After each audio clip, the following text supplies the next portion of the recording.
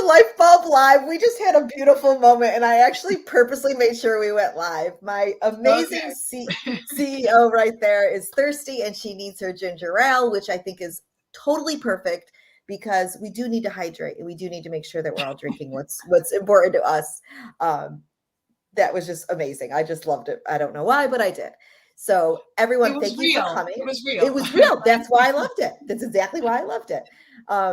Thank you for coming today. We are going to have a very lively conversation. We have one of our fantastic ambassadors on. His name is Damian, and we're going to be talking about if you knew now if you knew then what you know now, what would you do? And I have a really great exercise we're going to do at the end of this. So I'm going to bring Damian on, and welcome, sir. How are you? Fantastic to be here. Thank you for having me here. Fantastic to see both of you. Thank you. Yeah, well, I'm super excited. Yay! No, that's just energy. That's just joy running through me. And so I'm just like, let's just have the joy run through you and talk to the people. I always say Damian can make a picture feel vibrant because of his energy that comes out of it. So I'm excited to have you here. Can you tell everyone a little bit about yourself? Who are you? What do you do? And what's going on in your health?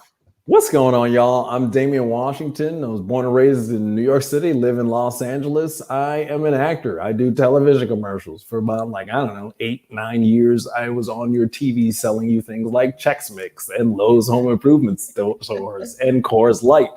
And as I was trying to figure out what was wrong, yeah, right. Did you sell ginger ale? That's what we want to know. It is ginger ale, I promise. It's even diet ginger ale. So not even sugar. As I was trying to figure out my way forward in my life and my career, as things were going wrong with my health, my vision, and my balance, etc., I figured out that the thing that was wrong with me was multiple sclerosis. And then I started doing a YouTube vlog about life with the disease, and 5,000 people later, I'm talking to fine people like yourself. Incredible story. It is an incredible story, right? It was unusual. When you were diagnosed, it took some time. Yeah, no, it's funny because sometimes people have a long circuitous story about how they didn't know for 10 years that they had MS. Mine was relatively short, in 3 or so months of various doctors and trying to figure it all out. And I think just once I had a spinal tap that didn't heal for weeks, and I could do nothing but use the bathroom and sleep for weeks. In that, I figured that I would start vlogging, and eventually it became vlogging about multiple sclerosis. Right. Yeah. I had a very long process to be diagnosed with MS. It took almost 2 years. I mean, yeah, I was diagnosed with everything from inner ear infection to TMJ. That was a good one. TMJ. You have TMJ, take a muscle relaxer, you'll be fine. I mean, fiber. Do you think it is because you're a woman, or why do you think it took longer? I think it is partly I was a woman. It was during my diagnosis of cancer, and I think they felt like I was complaining, like, oh, this can't be wrong with her. She's got another complaint. Here she comes in. And it made me actually stop telling the doctor of things that were going on. Meanwhile, like Damian, you said vision. I mean, I'd lost almost all my eyesight in my right eye. I could not see peripherally, and I couldn't hear out of my right ear. And it was because I had it. My nerves were all becoming frayed and not working properly. And I kept complaining of a headache, a constant headache right here. Well, that's because I have a lesion on my brain. But no, it took that. What it took actually was my girlfriend who I grew up with. She had MS as well. And I told her I was at yoga and I got this really weird pain when I did downward dog up the back of my neck. And she said, you have to tell your doctor that. And I was like, why? Well, I did, and it's a French doctor. What's his name? That's Lermit's son, baby. Lermit's, yep, that's his name. And the doctor right away was like, I'm testing you for MS. I mean, that's actually what did it. It's, and actually that statement is really important for what we're talking about, because if I had known all of that, I probably would approach the doctors a little differently. I felt like, oh, well, maybe there isn't anything wrong with me. Maybe it is in my head. Maybe I do need a muscle relaxer. And that, they're feeding muscle relaxers to someone who is on the medical history of an addict, which is also, I should have spoke up. I should have said something. But yes, Karin, I do think it was because I was a woman. I think it was, But here also comes a maybe woman because complaining of your again. cancer, because of your cancer diagnosis, right? So they were relating, because it's so Yep. common. If you have one chronic disease, everything you suffer from after that is always related to that disease. I mean, I was diagnosed with type Yep. 1 diabetes, and if I got infection of some sort, oh, it's because you're type 1 diabetic. Oh, you have a backache. Oh, it's because you're type 1 diabetic.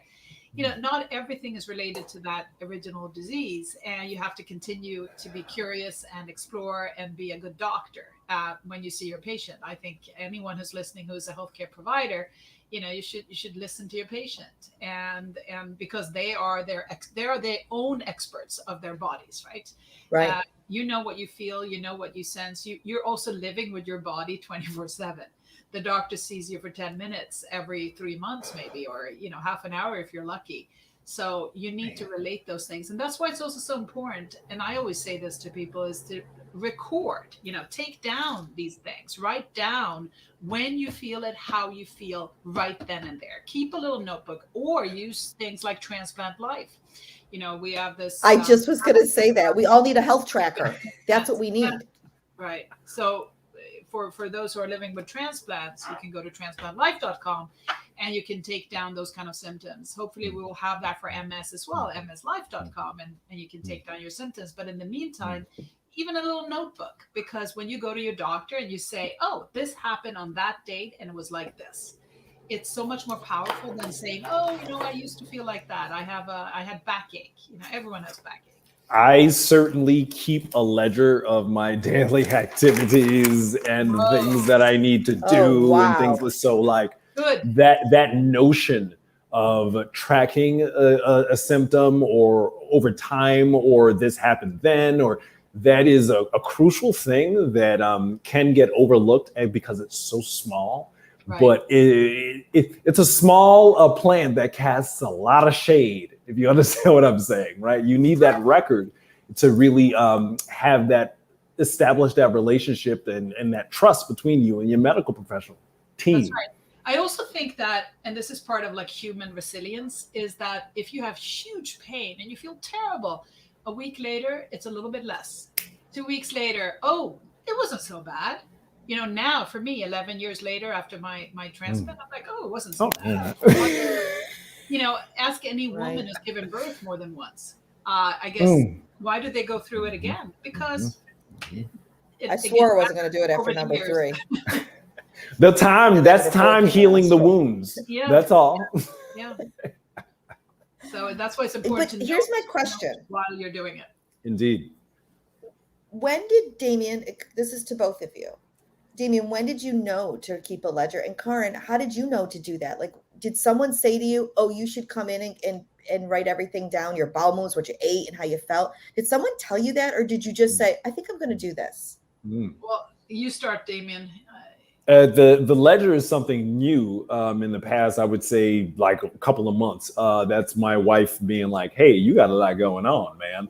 Hey, just being at a different appointments, and I'm in another class now and trying to keep track of my blog and all. She's like, you're doing a lot here. Make sure you have a little book and use it to help you see all of the things that you have to take care of and that you want to make sure you accomplish. So this one is more new. This strategy is more of a newer one in my toolbox, and I can't say not only how much it helps, but it's just one of these things like, man, I wish I did that sooner. Right. My whole life has been about ledgers. Really?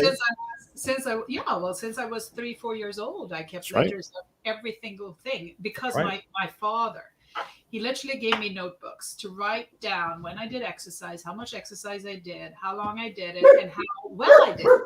So these were little diaries of what I kept. And then when I was diagnosed with diabetes is all about ledgers. You're given a diary of your blood sugar data that you have to keep. So, for me, it's core to what I do. And I advise to everyone who is living with a chronic disease, but also those who want to, for example, lose weight or put on weight, to keep a ledger of what you eat and what you do, because otherwise you forget that too. And every time you write down that extra Snickers bar, you say, do I really? Right. Take it down. used to be a personal, very honest. It keeps you honest. 100%. I used to be a personal trainer, and I did have my clients write down everything and I was like, I'm not going to judge you. This is more exactly what you just said, Karin. Like, write it down and see if that's really what you want to do. But it's funny because as you both are talking, I'm thinking, man, I've kept and I call it a journal or a diary, as some people would call it. I've kept one since I was 5-6 years old, and my kids all keep one. I never associated the two together. Like, I never thought in my head, this journal diary could also be used to track my health until, honestly, I'm not joking, until this moment right here. I mean, I still keep a diary. It's just amazing that it never clicked to me. The things you put in a diary are also important because they are kind of your mental, maybe, portion of your life. And they're also important to take down. I mean, I didn't really take down those kind of things in my little ledger. It was more, the tangible like results. But I think it's really important to take down how you feel. 100%. How do you feel? Because the correlation between what you ate and how you felt, I mean, is very important. So then you can start drawing conclusions and being analytical. Yeah, sometimes my diary is just words. I'll just write a bunch of words. It has nothing and some of them are nice. They're naughty words, but it's definitely just about words sometimes. And I just never thought to equal the two to, oh yes, I gave that to Karin. It says Zen as, and then it has the S, which will bleep out. But little books like that, I've used my entire life. I love them. And I've used them with my kids too. Sometimes I'll even take my old diaries from when I was like 10 years old and I read them to my children because they're funny. Like, I hate my dad today. He wouldn't let me go to the party because I didn't do the dishes. They're just, because as an adult, you look back on that and you think that was the worst thing in your life. And it cracks my kids up too, because, they look at me like, oh, she got in trouble too. But anyways, I think I've learned an important lesson personally right here is that, writing my stuff down is really important. And I need to be better about that because when, I have a lot of doctor's appointments, as anyone does in this chronic space. To go in there, like Karin said, with this arsenal of information is very powerful. It's not like, oh, I think this week I had a headache. That's not it. When you have it charted like that, I had a headache so bad I had to take X, Y, and Z medication. Like this, that breaks it down in a different way. So, and you're be kind to yourself if you don't get on the record. And I think that's what trips a lot of people up. Maybe they start strong and then wane off, or they start good in the morning and then wane off by the afternoon and the evening. Just always just get back on the horse, get back in the room, like whatever the metaphor that you use in your brain, just do it again. Just do it again. Just do it again and be kind to yourself because you are doing something new. You're doing something new in your brain and your brain already has a lot of things going on. So give yourself some compassion. However, outsourcing the medical information, the tracking that's necessary for you to manage with your central nervous system disease, let your little friend help you. For sure. Because there's no way you can remember all that. I mean, health trackers are so important. They really are. I mean, I think that's the one plus on Transplant Life. I mean, the community is great. The forum's great. But being able to track your health like that is just, it's so important. And, we all know that going into the doctors and being empowered with all this information makes you feel like a stronger patient, owning your illness. So Damian, would you say that is one of your key learnings, that if you knew then what you know now, you would have started your ledger earlier? Oh my goodness. That would be the first thing I would do. Seriously. Anything else? I would definitely get on make sure meditating. I would definitely meditate way earlier. Me trying to figure out my way back up when I didn't know what was going on with my health. I started the habit, and as that habit developed and became a thing that was part of my life and that I used, and it really helped just sort of help me find the middle again. It's one of these things where it's like, did I have to get MS to get this meditation habit?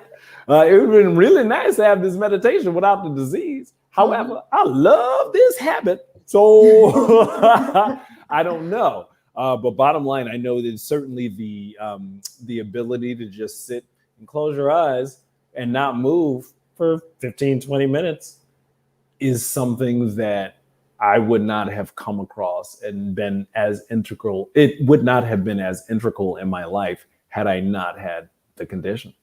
Yeah, that's amazing. That's great. Namaste. And practicing it is the key, right? Because if you don't practice that daily, you're not going to be able to use it when you need it. Use it when you need it. A lot of it, it calms my symptoms down. Like I walk differently. I can see differently. Outside things don't bother me as much depending on the time of the day. And if they do, I'm like, if things are bothering me, I'm like, bro, you know what, just go sit down, man. Just have a sit. Or just know that, like, yo, it's 2:00, bro. Just make sure you are seated at 5:30, no matter what. Right. Bottom line, you figure out your own way to bring it into your life, but having the space, having the not only the time, but just the room, just be with yourself, man. You're hurting. Your life is going on. I'm gonna not go down that road. Bottom line, when you have a condition, making time for just yourself, with yourself, is of utmost importance and the first tool in my toolbox of wellness. Yeah, I agree with that wholeheartedly. For me personally, if I knew now what I knew, it would be to say no and not give an explanation. I feel like sometimes I just don't want to go to a party. And if I have to say to you, I don't want to go to the party because I don't feel good, then it's, well, what's wrong with you? You know, and I don't need to say that. Right. So just saying no, nope, sorry. Right. Nope. And actually been really trying to eliminate the sorry part of it out of there. But that actually gave me so much strength, knowing that I could just say no to something and not feel bad about it. And in the beginning, I needed to do that more. I really did. And I needed to let people know when I needed help. That is something that I wish I could go back. Like if I knew how important that help was, not just to me, but to the people around me, I would have done things much differently then, much, much differently. So I always say to someone, when people want to help, let them. You got to let them. For yourself and for them, because your loved ones feel completely helpless and they want to help. And let me tell you something, sooner or later, no one's going to be asking you for help. So you might as well get it while you can. What about you, Karin? To me, if I had known then how incredible people who have different chronic diseases are, I would have probably not been so scared and not been so incredibly ashamed of being diagnosed with type 1 diabetes. If I had known the community that exists, I don't know if it did exist actually, because I was diagnosed in 1989, and I don't think that there was a real community at that time. I knew of one person with type 1 diabetes. I'd met her a few times and wasn't a friend of mine. But if I had known what this would become, this incredible group of people who transform lives, who are so focused, so passionate, who have a mission, I would have not felt, lucky to be diagnosed, but I would have felt, motivated, motivated more than I was. I was motivated only by getting rid of the disease. My motivation when I was diagnosed was to find a cure. So I wanted to be a scientist. But what I see now is that, people like yourselves and others within the Lyfebulb network, are more focused than those who are not living with a disease. And that's, I can get frustrated at these individuals who are young and they have all the opportunity in the world and they do nothing with it. They just squander. I mean, they just do whatever. And I feel frustrated by it. And if I had known at, 16 that this community existed and it motivates so many, I would say, wow, I'm pretty lucky to be part of that group. Because I'm not going to waste my life on, things that are frivolous. I'm gonna be really productive and focused and have a mission. Very few people have a mission. So that's my biggest learning, I think. Well, I want to end this with something that I've done quite often, and I think it's really, really empowering, and I think that it works perfect for this. So I'm going to take us each off the screen, and we're going to go on one at a time, and we're going to look right into the camera, and you're going to talk to that younger self. You're going to talk to that 16-year-old newly diagnosed. Damian, you're going to talk to yourself when you were just having those symptoms, and you're going to tell yourself what you think you needed to hear at that moment. And I will happily go first. It's actually a very emotional exercise, so forgive me if I do get. You see me, but I know you're gonna cry, so I'm gonna remove the two of you, and I'll do it, and then I'll bring you each on. Annmarie, I know things seem like everything's crumbling and it's all happening at once, and that you don't see how you're gonna get through this, but somehow you're gonna get through it because you've been through harder times and you are strong because of that. It's going to be hard and it's going to suck at times, but you're going to get through it with the strength of yourself and the people that love and support you throughout this entire part of your life. You're going to lose some people and you're going to gain some great people, but you're going to get through it because you're strong, and don't ever forget that.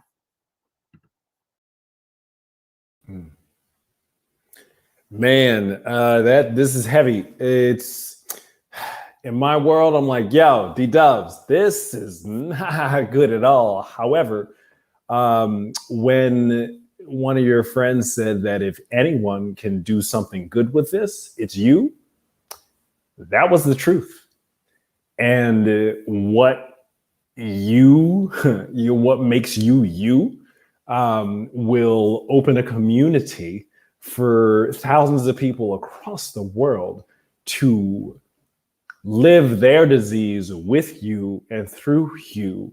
And that moment of connection, it's not healing in the way that you might think it is right now, but the healing, the love, the growth, the feeling of purpose that will continue to drive you to do more, which you like to do in the first place. There's nothing that can replace it. So this is really not good right now, and it'll be not good along the way. However, not only can you do this, you can continue to thrive. That's it.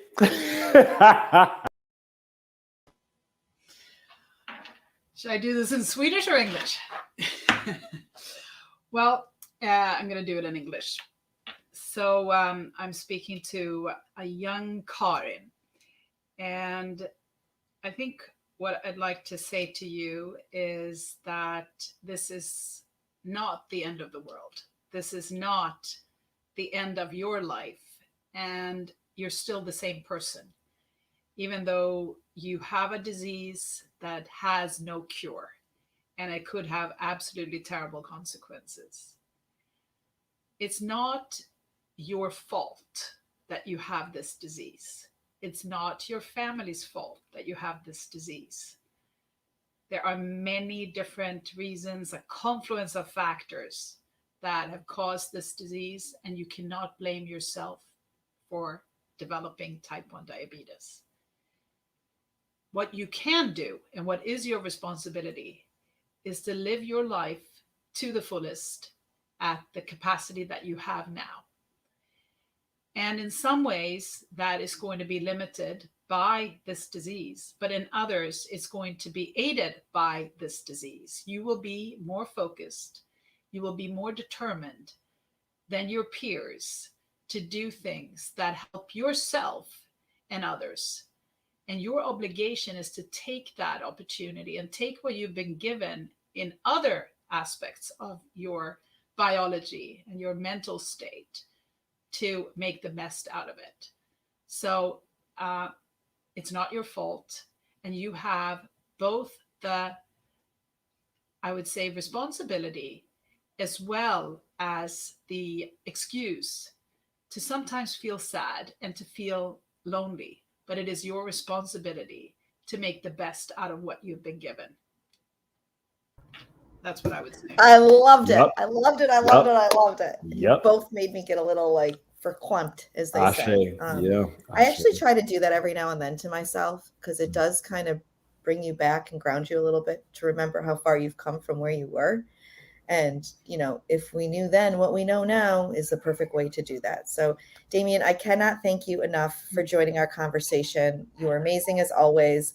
One other thing I'll throw out there is we do have another challenge going on right now with Loyola University. And it's, you know, about health and different ways to, you know, solutions that came out through COVID and through, you know, digital health and all that good stuff. There's if you think you are not the right fit for it, email us, because you just might be the right fit for it. So I will put the link down below, and I hope you guys check it out. And again, thank you guys for, you know, being a part of this and thank you, taking some time Damian. out today. Thank you. Okay, that's just joy. Thank you, really. And thank you all for watching. Yes. Really.